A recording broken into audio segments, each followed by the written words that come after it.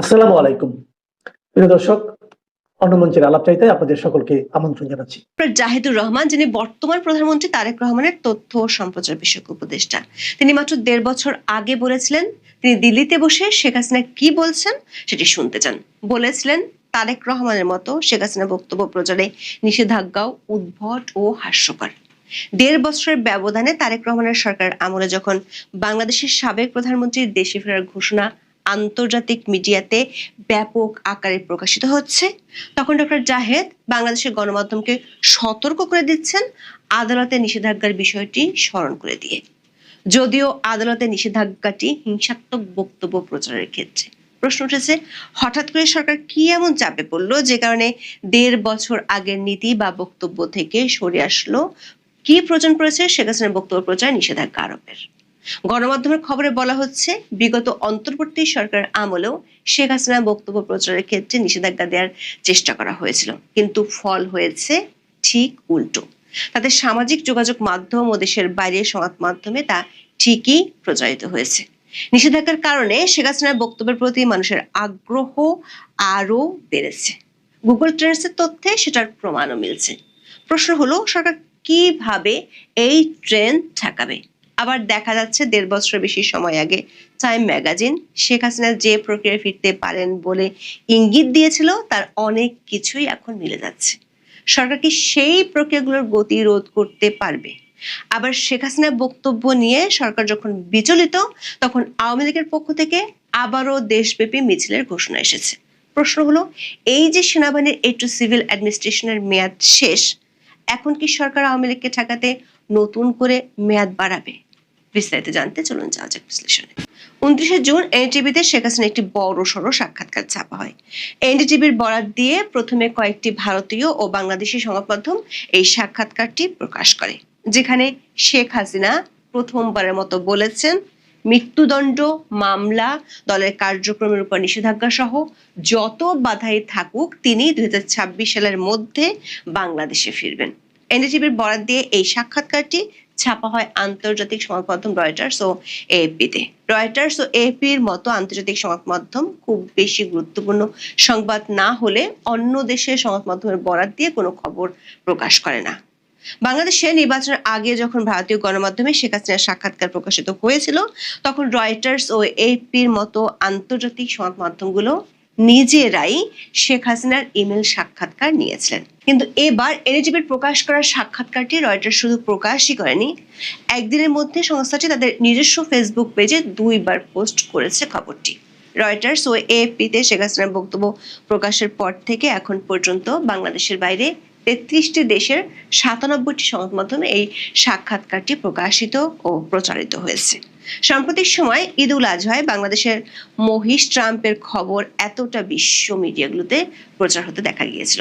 গত ২ দিন ধরে বাংলাদেশের জনপরিসরে শেখ হাসিনার দেশে ফিরে আসার ঘোষণা নিয়ে ব্যাপক আলোচনা হচ্ছে। অতীতে শেখ হাসিনার রাজনীতিতে প্রত্যাবর্তন নিয়ে আলোচনা হলেও এতটা ব্যাপকভাবে আলোচনা হতে দেখা যায়নি। দর্শক, শেখ হাসিনা বাংলাদেশের রাজনীতিতে ফিরতে পারেন সে সম্পর্কে প্রথম ইঙ্গিত দিয়েছিলেন টাইম ম্যাগাজিনের এডিটর এড লার্স চার্লি ক্যাম্পবেল। ২০২৪ সালের ৩রা অক্টোবর টাইম ম্যাগাজিনে প্রকাশিত তার নিবন্ধের শিরোনাম ছিল কিভাবে অসম্ভব প্রত্যাবর্তন হতে পারে শেখ হাসিনার। শেখ হাসিনা ও তার সরকারের ক্ষমতাচ্যুত হওয়ার মাত্র ২ মাসের মধ্যে তিনি শেখ হাসিনার ফেরার আভাস দেয়, তখন বিষয়টা অনেকের কাছে অবাস্তব মনে হয়েছিল। কিন্তু এখন যেভাবে শেখ হাসিনার ফেরার আলোচনা সবখানে উঠেছে, তাতে টাইম ম্যাগাজিনের ইঙ্গিতগুলো স্পষ্ট হচ্ছে। বিশেষ করে সেই নিবন্ধে চার্লি ক্যাম্পবেল যেসব কারণে শেখ হাসিনা ফিরতে পারেন বলে উল্লেখ করেছিলেন, ২ বছরের মধ্যে সেই কারণগুলো বেশ ভালোভাবে শেখ হাসিনার পক্ষে কাজ করতে দেখা যাচ্ছে। সে নিবন্ধে চার্লি ক্যাম্পবেল বলেছিলেন ইউনূসের অন্তর্বর্তী সরকার দেশ পরিচালনায় ব্যর্থ হলে শেখ হাসিনা ফিরতে পারেন। তিনি ইঙ্গিতও দিয়েছিলেন ইউনূসের সরকার কিভাবে ব্যর্থ হবেন। হাম থেকে মব সন্ত্রাসের মাধ্যমে ইউনূস সরকার কিভাবে ব্যর্থ হয়েছে সেটি সবার কাছে স্পষ্ট। টাইম ম্যাগাজিনের সেই নিবন্ধে শেখ হাসিনার ফেরার ব্যাপারে উইলসন সেন্টারের সাউথ এশিয়ান ইনস্টিটিউটের পরিচালক মাইকেল কুগেলম্যানের বক্তব্য প্রকাশিত হয়েছিল। কুগেলম্যান তখন বলেছিলেন শেখ হাসিনার প্রত্যাবর্তন বেশ সম্ভব। তিনি বলেছিলেন দক্ষিণ এশিয়ার পরিবারতান্ত্রিক রাজনীতির ইতিহাস ঘাটুন, দেখবেন পরিবারতান্ত্রিক রাজনৈতিক দলগুলোকে কখনোই বাতিলের খাতায় ফেলতে পারবে না। যদিও এনডিটিভিতে শেখ হাসিনার সাক্ষাৎকার ছাপা হওয়ার পর মাইকেল কুগেলম্যানের একটি উদ্ধৃতি দিয়ে সামাজিক মাধ্যমে একটি ফটোকার্ড প্রচার হতে দেখা গেছে, যেখানে তিনি বলেছেন তিনি বিশ্বাস করেন না শেখ হাসিনা ফিরতে পারবেন। অবশ্য 2024 সালের 19শে জানুয়ারি এই মাইকেল কুগেলম্যান নিজের কলামে বলেছিলেন বিশ্বের পরাশক্তিগুলোর মধ্যে ভারসাম্য রক্ষায় বিশেষ পারদর্শী শেখ হাসিনা। বাংলাদেশে এখন শেখ হাসিনার ফেরার স্পষ্ট ঘোষণা নিয়ে যে আলোচনা, সেখানে প্রশ্ন উঠেছে শেখ হাসিনা কিংবা তার দলের এই বৈশ্বিক পরাশক্তিগুলোর সাথে যোগাযোগের দক্ষতায় কি কাজ করছে। বিশেষ করে গত 9 মে থেকে শেখ হাসিনা যতগুলো মিডিয়াতে ইমেল সাক্ষাৎকার দিয়েছেন তার সব কটিতে তিনি বলেছেন তিনি ও তার দলের নেতারা ফেরার ব্যাপারে নীরবে কাজ করে যাচ্ছেন আন্তর্জাতিক মহলে। এক ধরনের ওপেন সিক্রেট আলোচনা আছে, ভারত, যুক্তরাষ্ট্র ও ইউরোপীয় ইউনিয়নভুক্ত কিছু শক্তিশালী দেশ এক্ষেত্রে একমত হলেই পরিস্থিতির নাটকীয় মোড় দেখা দিতে পারে। কূটনৈতিক সূত্রগুলো বলছে এই দেশগুলোর প্রতিনিধিদের মধ্যে বাংলাদেশের রাজনীতির সাম্প্রতিক কিছু বিষয় নিয়ে আলোচনা হয়েছে। বিশেষ করে একদিকে আওয়ামী লীগের কার্যক্রম নির্বাহী আদেশে ঠেকিয়ে রাখা হচ্ছে, বিনা বিচারে ও হেফাজতে নির্যাতনের সংখ্যা বাড়ছে, অন্যদিকে জঙ্গি সংশ্লিষ্টতার অভিযোগ আছে এমন ব্যক্তিরা অবাধে মিছিল ও সমাবেশ করছে। এসব কারণে বাংলাদেশকে ঘিরে দক্ষিণ এশীয় আঞ্চলিক নিরাপত্তা পরিস্থিতি নিয়ে পরাশক্তিগুলোর নজর এবং নিজেদের মধ্যে বিষয়টি নিয়ে আলোচনা বেড়েছে। তবে পর্দার আড়ালের এসব আলোচনার খবর জনসমক্ষে না আসলেও শেখ হাসিনাকে নিয়ে খবরের ছড়াছড়ি পড়ে গেছে। গুগল ট্রেন্ডসের তথ্য অনুযায়ী গত 2 দিনে রাজনৈতিক ব্যক্তিত্বের মধ্যে বাংলাদেশ থেকে শেখ হাসিনার নাম দিয়ে বেশি সার্চ করা হয়েছে। স্বাভাবিকভাবে বিষয়টি নিয়ে বাংলাদেশ সরকারের শীর্ষ মহলেও আলোচনা হয়েছে। অবশ্য শেখ হাসিনার বক্তব্য খণ্ডানোর চেয়ে তার বক্তব্য প্রচার কিভাবে ঠেকানো যায় সেই দিকেই সরকার নজর বেশি বলে মনে হচ্ছে। বাংলাদেশের প্রথম সারির বেশিরভাগ সংবাদ মাধ্যমে এনডিটিভিতে প্রচারিত শেখ হাসিনার সাক্ষাৎকারটি প্রকাশ করেনি। তারপরও মঙ্গলবার সচিবালয় তথ্য অধিদপ্তরে এক ব্রিফিংয়ে সাংবাদিকদের প্রশ্নের জবাবে প্রধানমন্ত্রীর তথ্য ও সম্প্রচার বিষয়ক উপদেষ্টা জাহিদুর রহমান বলেছেন শেখ হাসিনার সাক্ষাৎকার প্রকাশ বা প্রচারের বিষয়ে দেশটির সংবাদ মাধ্যমগুলোকে সতর্ক করা হবে। জাহিদুর রহমান দাবি করেছেন শেখ হাসিনার বক্তব্য বা সাক্ষাৎকার প্রচার করা আদালতের নির্দেশনার পরিপন্থী, তাই আইন ও আদালতের প্রতি শ্রদ্ধাশীল থেকে সব সংবাদ মাধ্যমের এ ধরনের প্রচার থেকে বিরত থাকা উচিত বলে তিনি মনে করেন। আইনি দৃষ্টিকোণ থেকে দেখলে জাহিদুর রহমানের বক্তব্য পুরোপুরি ঠিক নয়। শেখ হাসিনার বক্তব্য প্রচার নিয়ে এই বিতর্ক প্রথম উঠেছিল ইনু সরকার আমলে। 2024 সালের ডিসেম্বরে আন্তর্জাতিক অপরাধ ট্রাইব্যুনাল যে নির্দেশ দিয়েছিলেন সেটি ছিল শেখ হাসিনার সব ধরনের বিদ্বেষমূলক বক্তব্য গণমাধ্যম ও সামাজিক যোগাযোগ মাধ্যমে প্রচারের নিষেধাজ্ঞা। অর্থাৎ বক্তব্য নয়, শুধু বিদ্বেষমূলক বক্তব্য প্রচারে নিষেধাজ্ঞা দিয়েছিলেন আদালত। তখন বিবিসি বাংলার এক প্রতিবেদনে প্রশ্ন তোলা হয়েছিল বিদ্বেষমূলক বক্তব্য কিভাবে নির্ধারণ করা হবে। আবার ওই বছরের 8 ডিসেম্বর যুক্তরাজ্য আওয়ামী লীগের এক সমাবেশে শেখ হাসিনা অডিও বার্তা দিয়েছিলেন। আদালতের নিষেধাজ্ঞার ভয়ে বাংলাদেশের কোনো সংবাদ মাধ্যম তা প্রচার করেনি, কিন্তু দেখা গেছে সামাজিক যোগাযোগ মাধ্যম বিশেষ করে ফেসবুক ও ইউটিউবে শেখ হাসিনার ওই বক্তব্য ছড়িয়ে পড়েছিল ব্যাপকভাবে। দর্শক, মানবতা বিরোধী আন্তর্জাতিক অপরাধ ট্রাইব্যুনালের তখনকার ওই নিষেধাজ্ঞা নিয়ে অনেক প্রশ্ন উঠেছিল। বিষয়টি নিয়ে ডয়েচে ভেলে বাংলায় একটি প্রতিবেদন প্রকাশিত হয়েছিল 2024 সালের 9 ডিসেম্বর। ওই প্রতিবেদনে বড়সড় মন্তব্য ছাপা হয়েছিল ডক্টর জাহিদুর রহমানের, যিনি এখন তারেক রহমানের উপদেষ্টা। দেখে আসি তিনি তখন কি বলেছিলেন। ডয়েচে ভেলে বাংলার ওই প্রতিবেদনটিতে হুবহু ছাপা হয়েছিল এভাবে: নির্বাচন ব্যবস্থা সংস্কার কমিশনের সদস্য এবং রাজনৈতিক বিশ্লেষক অধ্যাপক ডক্টর জাহিদুর রহমানের কথা, শেখ হাসিনা লন্ডনে যে বক্তব্য দিলেন গতকাল রবিবার, সেটা কি আমরা শুনিনি? আমরা শুনেছি। ফলে নিষেধাজ্ঞা দিয়ে আটকানো যায় না, কোনো না কোনোভাবে পৌঁছে যায়। ডক্টর জাহিদুর রহমান তখন বলেছিলেন শেখ হাসিনার পতনের পর তিনি একটা পলিটিক্যাল ইস্যু, ভূ রাজনীতির জন্য গুরুত্বপূর্ণ হয়ে উঠেছেন। তিনি ভারতে বসে কি বলতে চাইছেন তা বুঝতে চান, শুনতে চান। শেখ হাসিনার বক্তব্যে তাই নিষেধাজ্ঞা দেওয়ার কিছু নেই, প্রয়োজন নাই। অথচ মাত্র 1.5 বছরের ব্যবধানে ডক্টর জাহিদুর রহমান ক্ষমতায় বসে এখন বলছেন শেখ হাসিনার বক্তব্য মিডিয়াতে প্রচার করা যাবে না। প্রশ্ন হলো, ইউনূসের আমলে যদি শেখ হাসিনার বক্তব্য ঠেকানোর প্রয়োজন না হয়, বিএনপি আমলে কেন ঠেকানোর প্রয়োজন হচ্ছে? বিশ্লেষকরা বলছেন এ ধরনের নিষেধাজ্ঞা দিয়ে আসলে বক্তব্য প্রচার বন্ধ করা যায় না। আগে তারেক রহমানের বেলাতেও এমন নিষেধাজ্ঞার সীমাবদ্ধতা লক্ষ্য করা গেছে। তারা মনে করেন এমন নিষেধাজ্ঞা দিয়ে হয়তো বাংলাদেশি মিডিয়ায় শেখ হাসিনার বক্তব্য প্রচার বন্ধ রাখা যাবে, কিন্তু সামাজিক যোগাযোগ মাধ্যম ও দেশের বাইরের সংবাদ মাধ্যমে তা ঠিকই প্রচারিত হবে। বরং নিষেধাজ্ঞার কারণে তার বক্তব্যের প্রতি মানুষের আগ্রহ আরো বেড়ে যাবে বলেও মনে করেন তারা। শেখ হাসিনা সরকারের সময় 2015 সালের 6 জানুয়ারি হাইকোর্ট তারেক রহমানের বক্তব্য, বিবৃতি, অডিও ও ভিডিও প্রচারে নিষেধাজ্ঞা দিয়েছিল। সেই নিষেধাজ্ঞা তখন তেমন কাজে আসেনি বলে মনে করেন তারা।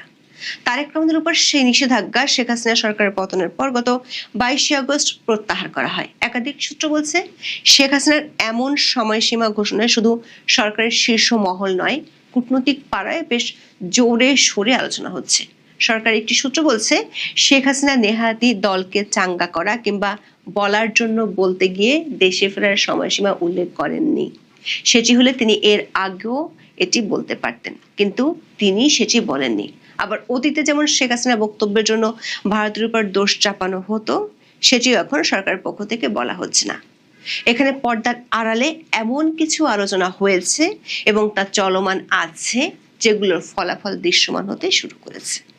এর মধ্যে খবর হলো আওয়ামী লীগ ওর অঙ্গ সংগঠনগুলো 1 জুলাই দেশব্যাপী ব্যাপক আকারে মিছিল ও শোডাউনের ঘোষণা দিয়ে রেখেছে আগেই। 23 জুন আওয়ামী লীগের প্রতিষ্ঠাবার্ষিকীর কর্মসূচি ঠেকাতে ব্যারাক থেকে সেনাবাহিনীকে ফেরত আনতে হয়েছিল সরকারকে, কিন্তু সেটির মেয়াদ শেষ হচ্ছে 30 জুন। প্রশ্ন দেখা দিয়েছে আওয়ামী লীগ ওর অঙ্গ সংগঠনগুলো যদি বড় আকারে শোডাউন শুরু করে তাহলে কি সরকার সেনা মোতায়েনের মেয়াদ বাড়াবে? তুরাগ ট্র্যাজেডির কারণে এমনিতেই পুলিশ বাহিনী বেশ বিতর্কের মধ্যে পড়ে গেছে। এমন পরিস্থিতিতে সেনাবাহিনীর এইড টু সিভিল অ্যাডমিনিস্ট্রেশনের মেয়াদ না বাড়ালে কি পরিস্থিতি সামাল দেওয়া যাবে? এখন এ পর্যন্ত, সবাই ভালো থাকুন। যে এখন নোটিশ দিয়েছিলাম আজকে, মানে স্ট্যাটাস যেটা দিয়েছিলাম আজকে সেই অনুযায়ী কথা বলবো। আন্তর্জাতিক খেলার মাঠ হচ্ছে বাংলাদেশ, সেখানে প্লেয়ার অনেকে, বিশেষ করে মার্কিন যুক্তরাষ্ট্র এবং ভারত হচ্ছে মুখোমুখি, তার পাশে আছে চায়না এবং রাশিয়া। আগে দেখা যাক যে পৃথিবীতে কতগুলো আপনার সংগঠন রয়েছে, পৃথিবীর সংগঠন যেগুলো, সেই সংগঠনগুলো আগে দেখা যাক, তারপরে বিচার করব কে কে কোন কোন দেশ কার কার পক্ষে রয়েছে। কারণ এগুলোর উপর নির্ভর করছে শেখ হাসিনার প্রত্যাবর্তনের ব্যাপার। এটা আগেই বলে দিচ্ছি, এখানে একটা ঘোট পাকছে। একটা হচ্ছে G7 দিয়ে শুরু করি, গ্রেটার 7 বা গ্রুপ অফ 7। যে গ্রুপ অফ 7-এ কিছুদিন আগে মোদি গিয়েছিলেন, ট্রাম্পের সঙ্গে সাইডলাইন বৈঠক হয়েছে। সেখানে কে কে আছে? গ্রুপ অফ 7 বিশ্বের শীর্ষ 7টি উন্নত অর্থনীতির দেশের জোট। মোট 7টি দেশ রয়েছে, যেগুলো হলো Canada, France, Germany, Italy, Japan, যুক্তরাষ্ট্র মানে ইউকে, মার্কিন যুক্তরাষ্ট্র, এছাড়া ইউরোপিয়ান ইউনিয়ন G7-এর সমস্ত বৈঠকে অংশগ্রহণ করে থাকে। মালদার পার্টিদের সংগঠন। এবার আসুন G20। নামটা G20, আসলে কিন্তু আছে 19টা দেশ। কারা কারা রয়েছে? Argentina, Australia, Brazil, Canada, China, France, Germany, India, Italy, Japan, Mexico, Russia, Saudi Arabia, south Africa, south Korea, turkey, United kingdom, United states.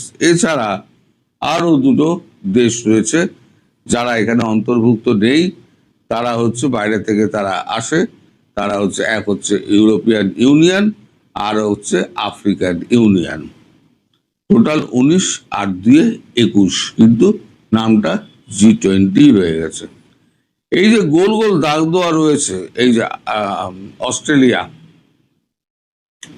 অস্ট্রেলিয়ার প্রধানমন্ত্রীর সঙ্গে ট্রাম্পের সম্পর্ক ভালো নয়, ব্রাজিলের সঙ্গে ব্রাজিল সম্পর্ক ভালো নয়। ব্রাজিল হচ্ছে আপনার ব্রিক্সের মধ্যে। কানাডার সঙ্গে তো সম্পর্ক আগেই আপনারা জানেন, কানাডা দখল করে নেবো বলেছিল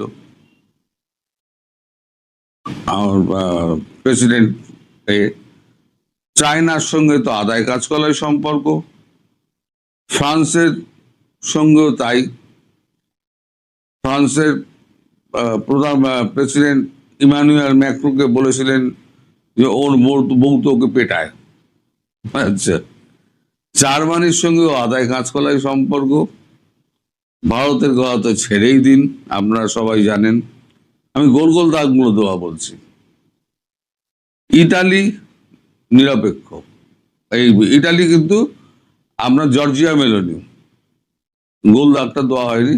ইটালি কিন্তু ভারতের পক্ষে, জর্জিয়া মেলোনি। জাপান ভারতের পক্ষে। মেক্সিকো, তার সঙ্গে গন্ডগোল। জাপানের সঙ্গে গন্ডগোল কেন? জাপানের প্রধানমন্ত্রীকে হোয়াইট হাউসে ডেকে নিয়ে গিয়ে উনি মনে করে দিয়েছিলেন প্রথম বিশ্বযুদ্ধে কিন্তু আমরা প্রথম অ্যাটম বোমাটা ফেলেছিলাম, এটা মনে রেখে দেবেন, সুতরাং ঠিকঠাক থাকুন, ধমকি দিয়েছিলেন। মেক্সিকোর সঙ্গে গন্ডগোল নিয়ে কি, মেক্সিকোর সঙ্গে ওই আপনার বর্ডার ইস্যু এবং ড্রাগ, এই নিয়ে একটা ঝামেলা। রাশিয়া তো বরাবরই বাইরে। সৌদি আরবিয়া মার খেতে খেতে সৌদি আরবিয়া এখন বিপক্ষে চলে গিয়েছে। এখন $2 ইশারের দিকে যাচ্ছে তারা, মানে পেট্রো ডলার তারা রাখবে না। কালকেই বলেছিলাম না, ওআইসি বলেছে পেট্রো ডলার রাখবে না। সাউথ আফ্রিকা ব্রিক্সের মধ্যে। সাউথ কোরিয়া আমেরিকার পক্ষে। সাউথ কোরিয়া আমেরিকার পক্ষে এই কারণে, কারণ উল্টো দিকে রয়েছে নর্থ কোরিয়া। কিম জং উন একটা পাগল, তিনি রয়েছেন যখন তখন মানে পরমাণু বোমা মারে বলে, তার জন্য সাউথ কোরিয়া আমেরিকার হয়ে রয়েছে। ইউনাইটেড কিংডম, স্টারমারের সঙ্গে সম্পর্ক ভালো নয়। যখন ইউরোপিয়ান ইউনিয়নের প্রতিনিধি দল যখন এই ইউরোপিয়ান ইউনিয়নকে ডেকে পাঠালেন হোয়াইট হাউসে, সবাই মিলে গেলেন, সেখানে চূড়ান্ত অপমানিত হলেন সবাই। আপনার সেই ছবির কথা মনে আছে। সুতরাং ইউনাইটেড কিংডম একেই তো ব্রেক্সিট করে বেরিয়ে এসছে, তারপর ইউনাইটেড কিংডম আর ওর মধ্যে মানে আমেরিকার সঙ্গে কোনোভাবেই সম্পর্ক ভালো রাখে না। আর রইল ইউনাইটেড স্টেটস। এই হচ্ছে আপনার দেশগুলো। এর বাইরে রয়েছে ইউরোপিয়ান ইউনিয়ন এবং আফ্রিকান যে ইউনিয়ন। এবার মোদিজি কি করেছে, মোদিজি সমস্ত আফ্রিকান কান্ট্রিগুলোতে, ল্যাটিন আমেরিকা, আফ্রিকান কান্ট্রিগুলোতে ঘুরছেন।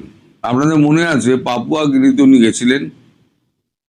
পাপুয়া গিনির প্রেসিডেন্ট ওরা পা ছুঁয়ে প্রণাম করেছিলেন এবং সাদর অভ্যর্থনা করেছিলেন। সম্প্রতি 29-30 দুদিন তিনি সেশেলস ঘুরে এলেন।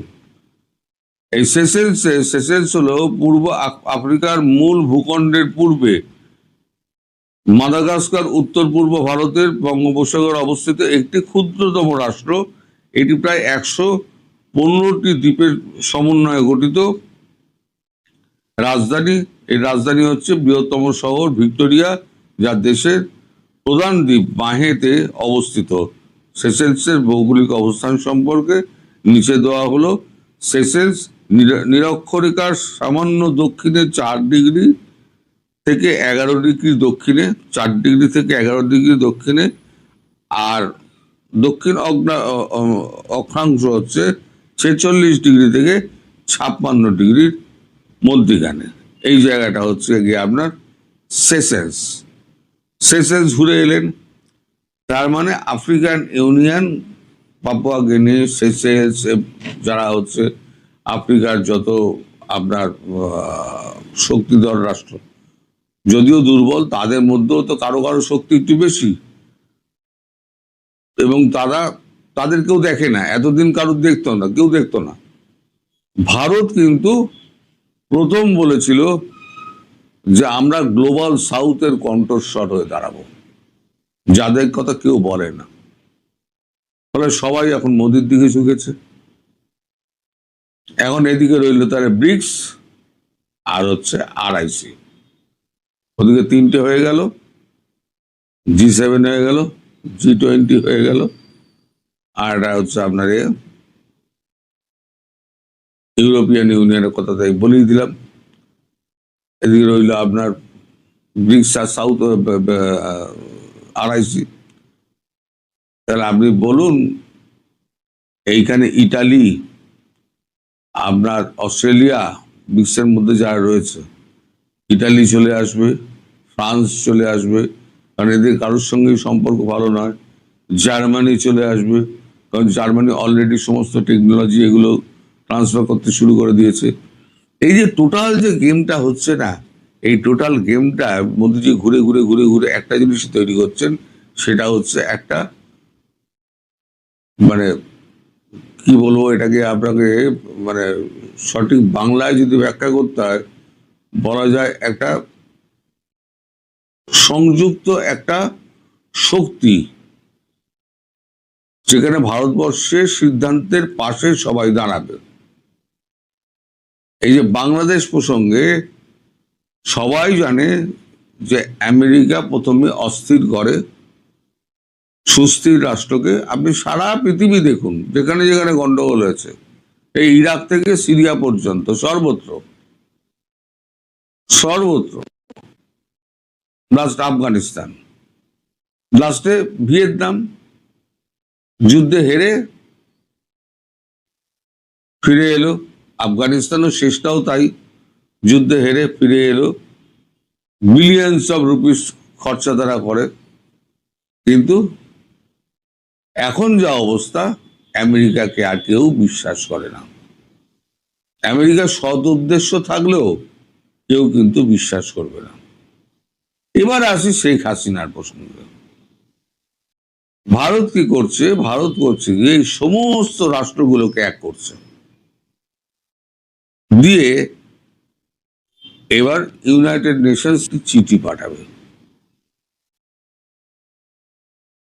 যে বৈধ প্রধানমন্ত্রী, তাকে করা হয়েছে, বিতাড়িত করা হয়েছে, এবং সেখানে ক্ষমতা দখল করে রয়েছে কিছু মৌলবাদী সংগঠন। বড় বড় দেশগুলো আছে, ক্ষমতাবান দেশগুলো আছে, যেখানে জার্মানি, ইটালি, ফ্রান্সের মতো দেশ আছে, ভারত, রাশিয়ার মতো দেশ আছে। যারা যারা রয়েছে তারা সবাই কিন্তু ভারতের পক্ষেই দাঁড়াবে এবং বাংলাদেশে শেখ হাসিনার পক্ষেই দাঁড়াবেন। এবার যখন ইউনাইটেড নেশনস সিকিউরিটি কাউন্সিল থেকে যখন অর্ডার বেরিয়ে আসবে, তখন ভারতের পক্ষে কাজটা সহজ হয়ে যাবে, বিশ্বের পক্ষে কাজটা সহজ হয়ে যাবে। বিশ্বের একটা এমন চাপ সৃষ্টি হবে যে চাপের কাছে বাংলাদেশকে পালাতে বাধ্য হবে। আমি বলেছিলাম অনেকদিন আগে, তারেক রহমান প্লেন ধরে সিধে লন্ডন পালাবেন। দেশের মধ্যে যা পরিস্থিতি হচ্ছে, তারেক রহমান শিগগির প্লেন ধরে দেখবেন কোন দিন ভোরবেলা লন্ডন পাড়ি দিয়েছেন, সেখান থেকে তিনি ওই আপনার রেজিস্ট্রেশন পেপার পাঠিয়ে দেবেন যে আমি আর এই দেশের প্রধানমন্ত্রী নেই, দেখে নেবেন। কারণ আওয়ামী লীগকে ঠেকানো, আমি ভেতরের খবর জোগাড় করেছি, যদি শেখ হাসিনা যেদিন বলবেন আমি ফিরছি, সেদিন মোটামুটি আপনার পুরো ঢাকা শহর দখল করতে, ততক্ষণে গ্রামগঞ্জ থেকে সমস্ত চিড়ে মুড়ি নিয়ে সব হাঁটা দেবে ঢাকার দিকে।